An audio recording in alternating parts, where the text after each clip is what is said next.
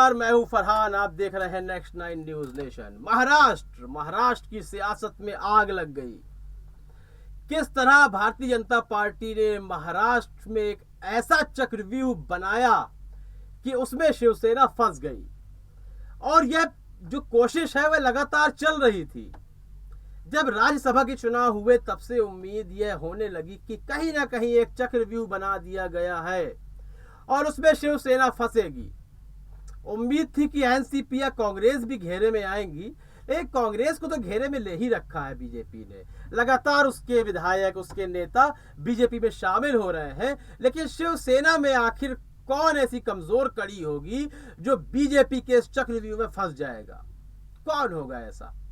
यह सिलसिला चलता रहा और सामने आया एकनाथ शिंदे का नाम। एकनाथ शिंदे जो कि मंत्री भी हैं और शिवसेना के एक वरिष्ठ नेता है, सीनियर नेताओं में नाम आता है उनका, और उनको पद मिलता ही है, उनका सम्मान है शिवसेना में।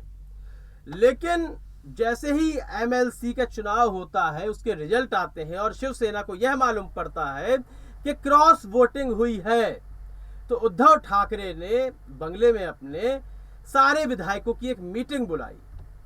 जब ये मीटिंग बुलाई गई तो काफी विधायक मौजूद नहीं हुए। मुख्य थे एकनाथ शिंदे। उन्हें फोन लगाया गया, एकनाथ शिंदे नॉट रीचेबल हो गए। और केवल एकनाथ शिंदे ही नहीं, उनके साथ करीब 35 नेता। देखिए, इसकी संख्या बार बार बदल रही है क्योंकि सारे विधायकों को फोन किया जा रहा है। जो विधायक नॉट रीचेबल हैं तो उम्मीद की जा रही है वह भी एकनाथ शिंदे के साथ है। तो इसमें 26, 29 और 35 विधायकों के कम से कम नाम आ रहे हैं। अब इन नामों के चलते काफी खलबली मच गई शिवसेना में। तो यह मालूम पड़ा कि गुजरात के सूरत में एक होटल में है यह सारे लोग। अब गुजरात गए हैं तो आखिर किससे उनका संपर्क होगा, यह समझते देर नहीं लगी शिवसेना को।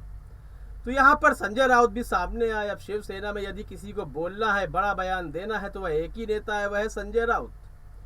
संजय राउत सामने आए और उन्होंने एक ऐसा बयान दिया कि जिससे कहीं एकनाथ शिंदे थोड़ा बहुत पिघल जाएं। उन्होंने कहा, एकनाथ शिंदे हमारे भाई हैं, हमसे बहुत अच्छा संबंध है उनका, वह बिना शर्त के वापस आएंगे, कोई शर्त नहीं रखेंगे और वापस भी आएंगे, और महाराष्ट्र की राजनीति में किसी प्रकार का भूचाल नहीं आएगा। अभी तक वापस आए नहीं है, ये उम्मीद जता रहे हैं संजय राउत कि वह वापस आएंगे। कब तक आएंगे यह देखा जाएगा।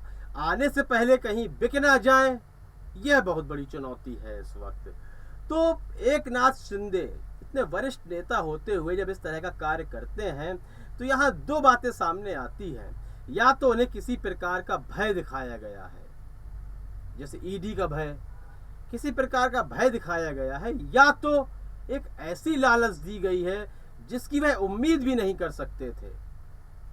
एकनाथ शिंदे की घर वापसी होगी या नहीं होगी, जिन विधायकों को वह लेकर गए हैं वह वापस आएंगे या नहीं आएंगे, यह इस वक्त बिल्कुल अग्निपथ की तरह है। एक अग्निपथ है शिवसेना के लिए कि विधायक वापस आ जाए। कहीं 35 विधायक चले गए तो खुद शिवसेना के पास 55 विधायक हैं, मात्र 20 विधायक बचेंगे उनके पास।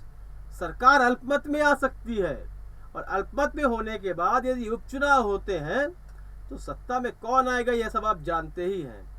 तो काफी परेशानी है, लेकिन कूल बनने की कोशिश कर रहे हैं संजय राउत कि नहीं, कोई परेशानी नहीं है, एकनाथ शिंदे बिना शर्त के वापस आएंगे, बहुत अच्छे संबंध है, वह मेरे भाई हैं, इतना तक उन्होंने कह दिया। तो आपको क्या लगता है, क्या महाराष्ट्र में महाअघाड़ी का आखिरी वक्त आ चुका है? क्या एकनाथ शिंदे वापस आएंगे शिवसेना में, या फिर एकनाथ शिंदे भारतीय जनता पार्टी में सभी 35 विधायकों को लेकर मिल जाएंगे? यह तमाम सवाल हैं।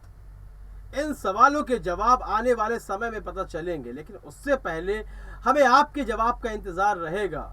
आपका जवाब महत्वपूर्ण है। कमेंट सेक्शन में अपनी राय जरूर दें। कार्यक्रम को लाइक करें, ज्यादा से ज्यादा शेयर करें और चैनल को सब्सक्राइब अवश्य कर दें। तब तक के लिए इजाजत दीजिए। धन्यवाद।